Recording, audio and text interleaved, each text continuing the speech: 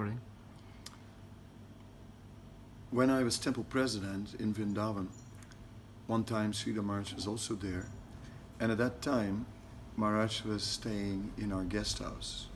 In the guest house in Vrindavan, the corridors are very narrow, and I was walking through the corridor, and Sridhar Maharaj came from the other side.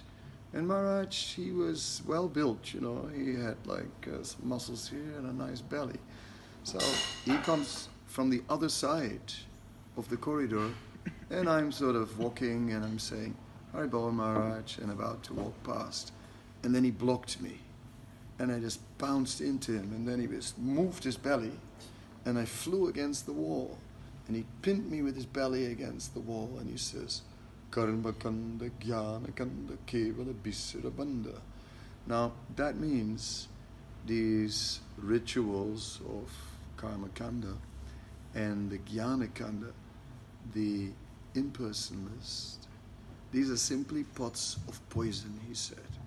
So I was thinking, oh, what's he trying to say? Don't be so impersonal. So then I said, how are you, Maharaj? And that was Sridhar Maharaj. Then he told me, he said that whenever you meet a sadhu, you shouldn't just walk past. You should take some time, because it's a very precious moment. So that was Maharaj's kindness.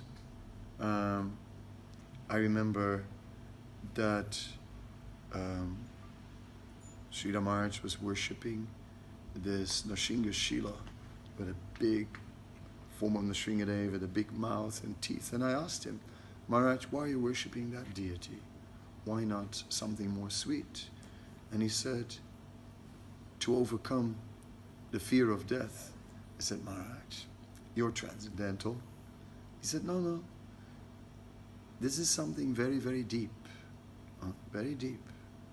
But we do know that when Maharaj was in his final days, that he was completely fearless. We know that he told his servant Mayapur in the morning, today I'm going to leave my body. And that Mayapur said, don't be so pessimistic, you don't know. He said, no, I'm leaving. And he did. And he was completely fearless. That quality is the quality of a sadhu.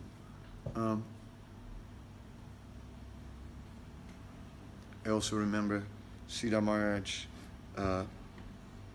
coming to Rath Yatra in Delhi. And we were driving, and we're coming into Delhi, close to Rath Yatra, and there are these road barriers, metal barriers. And Maharaj got out of the car, and he said, I'll fix that. There was a policeman standing next to the barriers. Maharaj just walks up, takes one barrier, throws it that way. Take the other barrier, throws it that way. And then he smiled at the cop. And then we drove on in this way. Maharaj was a powerful transcendental personality. Then he gave a lecture in Hindi, and in Hindi he explained to the people, the government's stealing you blind, and actually because no one has any spiritual qualities. And in this way he convinced people about the value of spiritual life. And then he led a kirtan, and that was Rath Yatra. So Sridhar Maharaj, he was one of the pioneers in this movement, who did a lot of the early work for the Bombay temple. Towards the end of his life, he became very much involved in developing the Mayapur city and in arranging the funding for it. He was also active in New York in that way. And he was a nice spiritual master, because he really had very warm personal relationships with his disciples.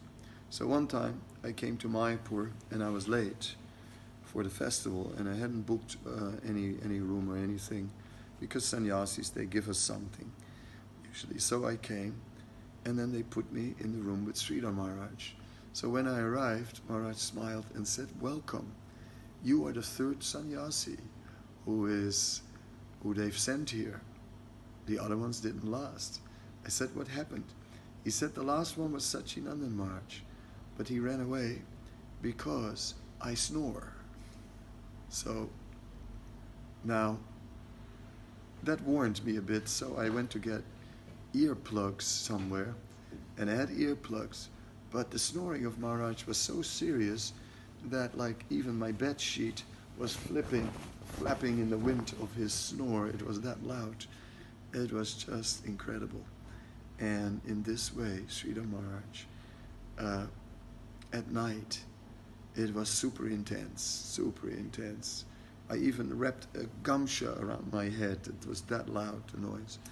But anyway, at night, it was too much. But in the day, he was very sweet. So I stuck it out. And so in this way, we are very fortunate to have spent time with one of Prabhupada's dedicated men who were willing to do anything